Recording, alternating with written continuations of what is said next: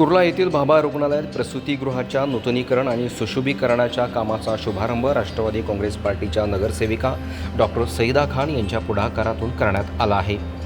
स्वर्गीय रखिया खातून मलिक यांच्या स्मरणार्थ प्रसूतीगृहाचे नूतनीकरण करण्यात आलं असून रुग्णालयातील आरोग्य सुविधा अधिक सक्षम आणि आधुनिक करण्याचा प्रयत्न करण्यात येत आहे।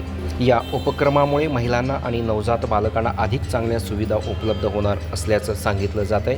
रुग्णालयातील प्रसूती विभाग अधिक सुसज्ज आणि सुविधायुक्त करण्याच्या दृष्टीने हे काम महत्त्वाचं मानलं जात आहे।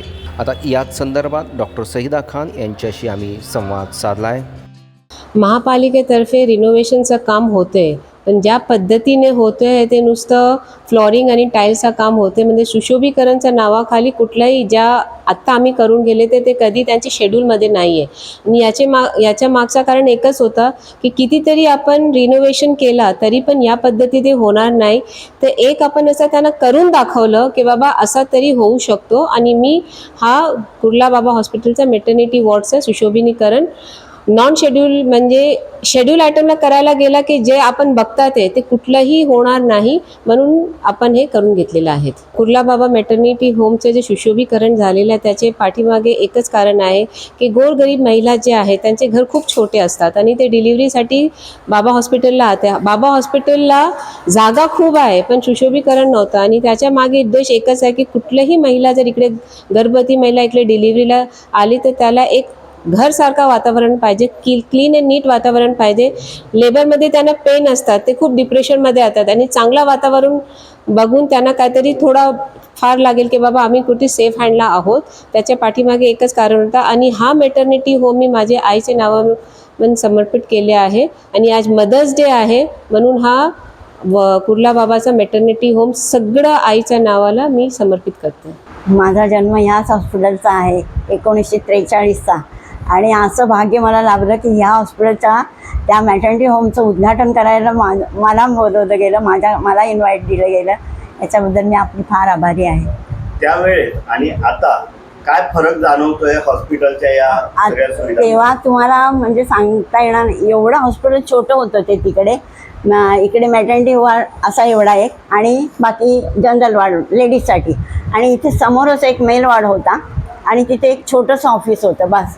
आणि हे सगळं मैदान होतं, म्हणजे माझा जन्म इथेचा, पण क्वार्टर्स होती, माझे वडील पण BMCत होते त्यामुळे आम्हाला क्वार्टर्स होती इकडे, आम्ही खेळायचो इकडे। नंतर ते हॉस्पिटल आहे ना आता देवळाजवळचं, ते पण नंतर झालं आणि हे तर काही नंतरच झालं। आमच्या वेळेला काहीच नव्हतं, म्हणजे तेच फक्त तेवढं एक छोटं, आणि हे इथे मेल वॉर्ड आहे, एक ऑफिस, आणि कॅज्युलिटीसुद्धा आता होती का नाही ते पण मला आठवत नाही, असं होतं ते काळचा। आणि आता किती बदल झाला आहे बघा, आत्ता मला 83 कंप्लीट होती, 84 लागेल।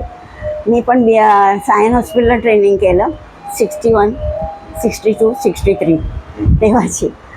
तेव्हा मला स्टायपेंड 50 रुपये मिळत होता 50 रुपये स्टायपेंड आणि 3 रुपये इन्क्रीमेंट एवढंच मिळायचं आम्हाला स्टुडंटना।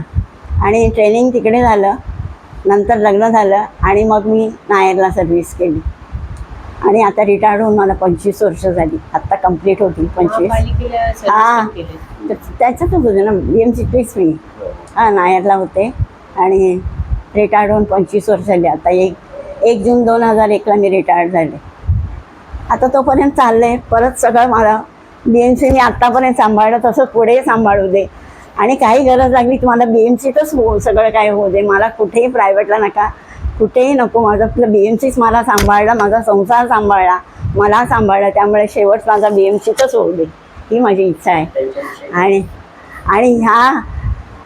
यानंतर ते म्हणजे याच्या आधी त्या निवडून आले तेव्हाही मी त्यांचा सत्कार केला। आता मी इथे राहतच नसते, मी डोंबिवलीला असते, त्यामुळे त्या माझ्या जास्त संपर्कात नाही, पण माझा मुलगा आणि हे संपर्कात असतात सारखे, त्यामुळे पण त्यांच्यामुळेच मला ही इतकी ऑपॉर्च्युनिटी मिळाली।